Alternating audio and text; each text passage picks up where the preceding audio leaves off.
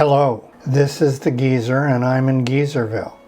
And what you're about to see is a year in review. A review of little clips, little tapas like in a restaurant from each of my 9 episodes of Echoes of Deception. Now it took me about almost 9 months to create them. And I learned so much over that time frame. And I didn't try to cherry pick these clips. I'm not trying to do any fancy cinematography or transitions between clips. I'm just trying to give that person who happens to find this video an idea of what Echoes of Deception is about. And I'm hoping to capture their interest and have them, most importantly, join the community in Geezerville. And all are welcome from all parts of our culture and for all ages. Because what I'm trying to capture is how dangerous it is in this day when we're surrounded by information pollution, how dangerous it is for a false narrative to take hold and get amplified, and how that narrative can echo way into the future. Now, I found that particularly intriguing, and also it gave me hope, because there have been many times in the history of humanity and our species where that's been true. And we're storytellers. We're all storytellers. And that's what brought us together to be one of the most powerful species on the planet. So, if that whets your appetite, I hope you enjoy these clips.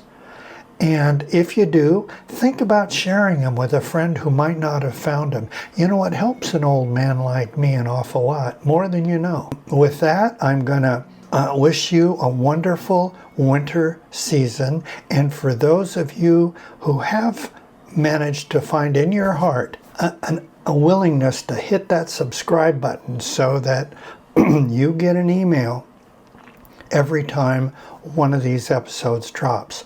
Now don't worry, I've got a whole lineup for 2026, and the first one will launch in January, as promised. So that being said, have a wonderful day, and I hope you enjoy what you're about to see. Thanks so much. Book. A lie in a world that changed forever. Imagine living in a world where a single book could turn your neighbor, your friend, and even your own family against you. Hey, welcome back.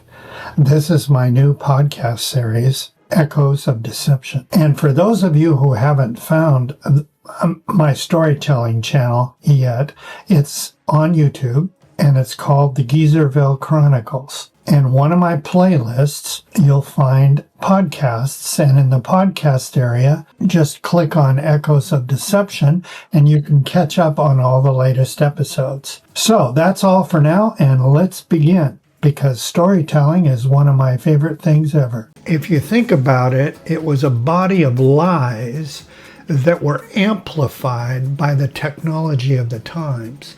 And this is one of the first examples that I personally know of where this is the case. And I guess the way, if you're younger listening to this and the printing press doesn't mean much to you, think about it in terms of social media. You can publish something, print something. It doesn't have to be true. It oftentimes isn't true. It's somebody's bias on information that they have, and they a lot of times believe in it. But the danger isn't in the freedom to do that. The danger is in amplifying that message because it causes other people to act on it. And that's the real danger in this idea of amplifying lies, and how one person, just one person, can influence history over decades of time. And as I created the story, I realized that people don't always have a choice in life, the hand they're dealt. And witches and their living reality in medieval times were fueled by fears and anxieties about life events, things like plagues, crop failures, child mortality, economic hardship, and social unrest, especially social unrest. During the times of war or changing power dynamics, fear of conspiracies and secret plots fueled the witch hunts as a means of controlling dissent among the people. Can't you see it now? Signs in protests saying, blame it on the witches, blame it on the witches among us. And clearly, it seems to me that we always have a choice on what to believe. And our job is to make the right choice. This modern surveillance reflects the deep-seated misogynistic impulse to control women's bodies and their choices. That the same things that enabled the medieval authorities to wield power over midwives and unwed mothers. So the tactics have changed. Social media has changed. Legal reporting hotlines exist. But the underlying impulse to police and punish women for defying norms, patriarchal norms, is chillingly familiar. On that note, I'm going to conclude episode 3 because it's a nearly perfect transition to the next episode, where I'm going to ask the question, what does it take to stop someone like Kramer, who was a misogynistic bully, a compulsive liar, and someone who had no ability to empathize or care about the impact of his own actions on others. And in order to do that, we're going to go back to another character that I've mentioned before, and her name was Helena Schuberin. And Helena spoke truth to power, and it had consequences. And then we're going to transition to 1956, where Helena's spirit found another home in a woman standing on a porch in Montgomery, Alabama. They call forth a special surprise witness on that day. It's a young lady that's only 25 years old and yet very accomplished. She is, at that time, the former aide to White House Chief of Staff Mark Meadows, who was President Donald Trump's right-hand man, and in the presence of millions of viewers to testify. And she does something no other seasoned politician would dare. She tells the truth. On that day, Hutchison testifies that then President Trump knew his supporters were armed just prior to the insurrection.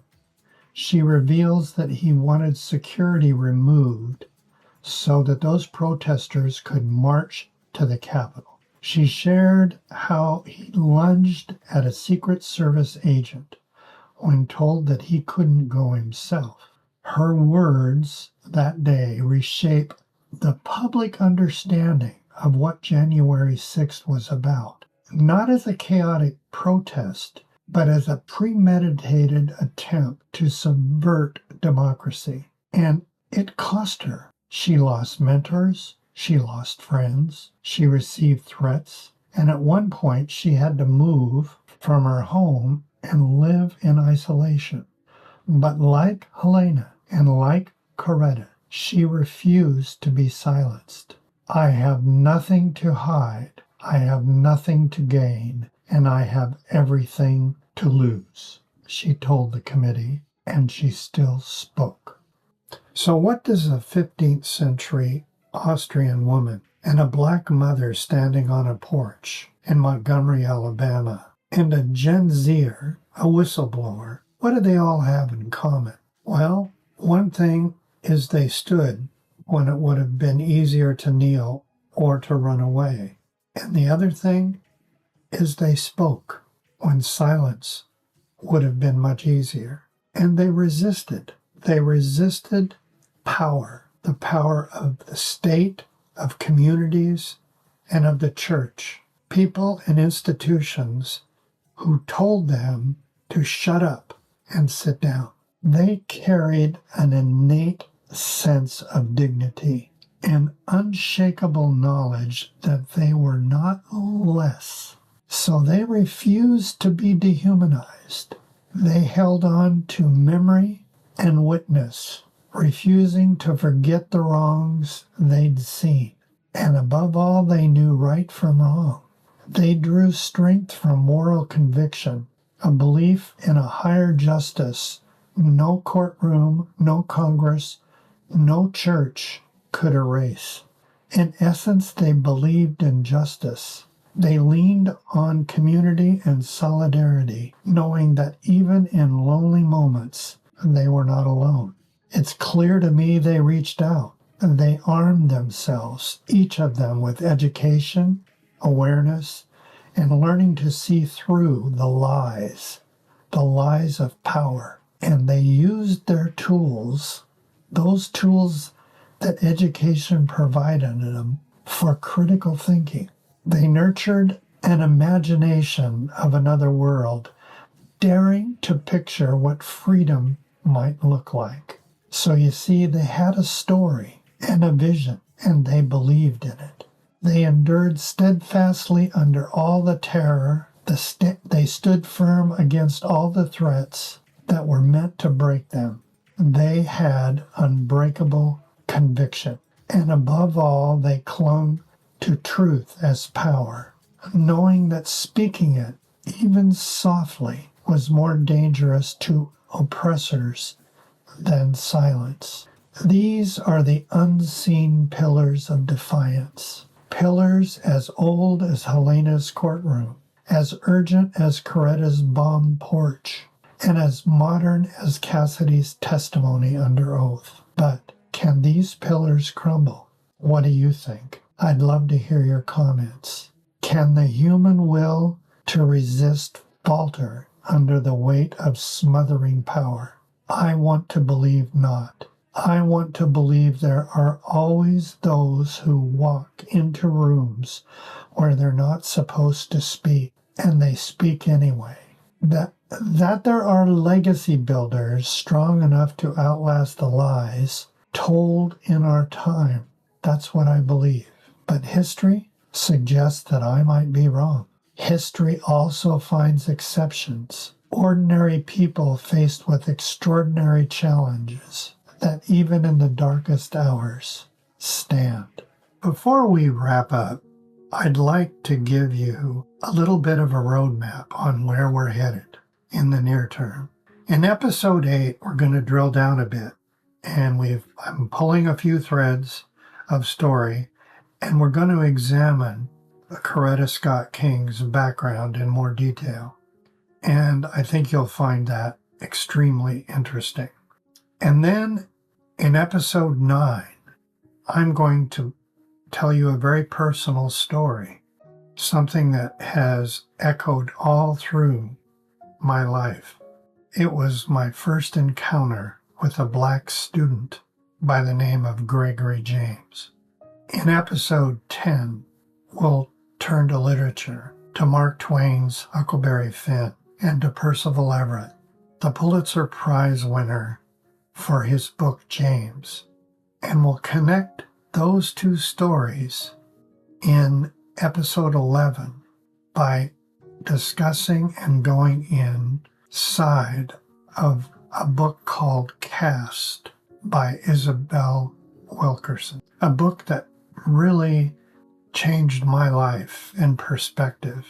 A woman who was capable against the odds of trying to understand the sources of our discontent.